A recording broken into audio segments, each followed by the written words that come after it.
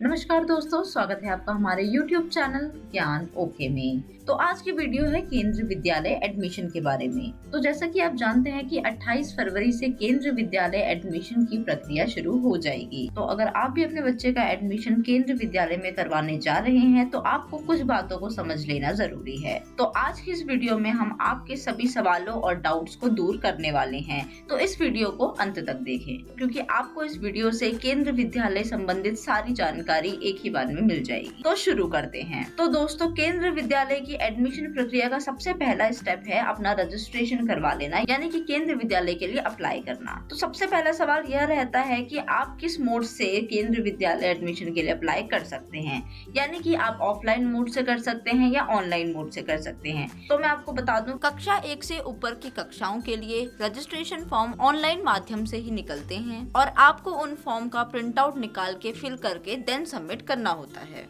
लेकिन कक्षा 1 के लिए ऑनलाइन फॉर्म ही रहेगा, यानी कि अगर आप अपने बच्चे का एडमिशन कक्षा 1 में करवाना चाहते हैं तो आपको ऑनलाइन प्रोसीजर को ही फॉलो करना पड़ेगा। इसके बाद दूसरा सवाल आता है कि ऑनलाइन फॉर्म की फीस कितनी रहती है। तो दोस्तों, मैं आपको बता दूं कि केंद्रीय विद्यालय एडमिशन के फॉर्म की कोई फीस नहीं रहती है, यानी कि ये एक निःशुल्क फॉर्म है।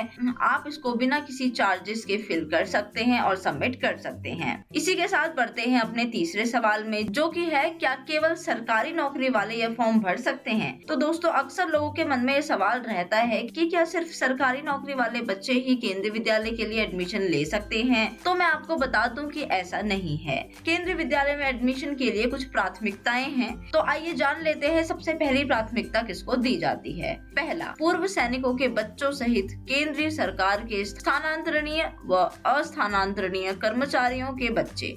इसमें ऐसे विदेशी कर्मचारियों के बच्चे भी सम्मिलित हैं जो भारत सरकार के आमंत्रण पर भारत में प्रतिनियुक्ति पे आते हैं। भारत सरकार के स्वायत्त निकायों, सार्वजनिक क्षेत्र के उपक्रमों, उच्च शिक्षण संस्थानों के स्थानांतरणीय व अस्थानांतरणीय कर्मचारियों के बच्चे और साथ ही राज्य सरकार में काम करने वालों के बच्चे और किसी अन्य श्रेणी के बच्चे जिसमें विदेशी नागरिक के बच्चे भी सम्मिलित हैं, जो अपने कार्य के कारण या किसी अन्य निजी कार्य में भारत में रहते हैं। विदेशी नागरिकों के बच्चों पर तभी विचार किया जाएगा जब प्रतीक्षारत सूची में किसी भी भारतीय नागरिक का पुत्र एवं पुत्री ना हो, यानी सरकारी बच्चों के बाद ही विदेशी बच्चों को प्राथमिकता दी जाएगी। अब जान लेते हैं दूसरी प्राथमिकता किसको मिलती है। तो दूसरी प्राथमिकता विद्यालय को प्रयोजित करने वाले सार्वजनिक क्षेत्र के उपक्रमों, उच्च शिक्षण संस्थानों के कर्मचारियों के बच्चे एवं उनके पौत्र पौत्रियां, प्रोजेक्ट कर्मचारियों और ऐसे स्नातकोत्तर विद्यार्थी जो अनुसंधान परियोजना के लिए दीर्घ अवधि तक कार्य करते हैं, परिषद के नियमित कर्मचारियों के बच्चे एवं उनके पौत्र पौत्रियां,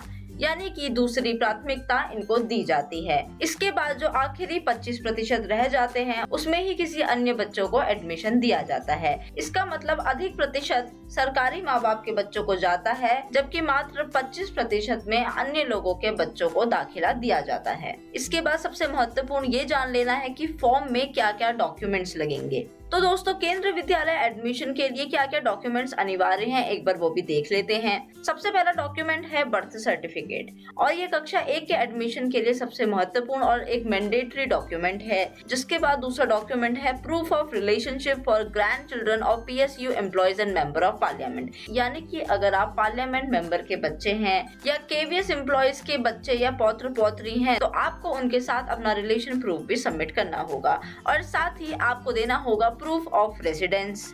जिसके बाद अगर आप SC, ST, EWS, OBC या BPL कैटेगरी में आते हैं तो आपको अपनी कैटेगरी का सर्टिफिकेट यहाँ देना होगा।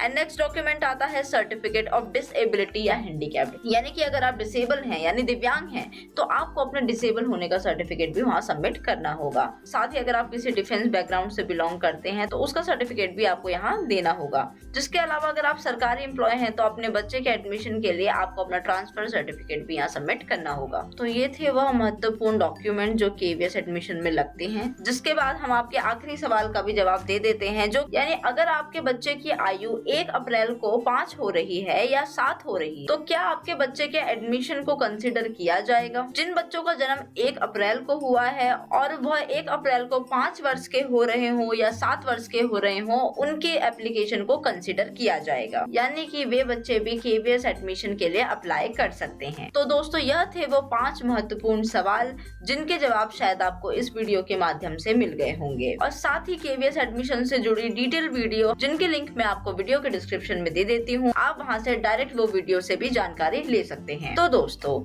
यह थी हमारी आज की वीडियो। इस वीडियो से रिलेटेड क्वेश्चंस के लिए आप हमें कमेंट भी कर सकते हैं, और इसी प्रकार की इन्फॉर्मेटिव वीडियोस पाने के लिए हमारे साथ बने रहें। हमारे चैनल को लाइक करें, सब्सक्राइब करें, शेयर करें और वीडियो के नीचे दिए गए बेल आइकन को दबाना ना भूलें। धन्यवाद।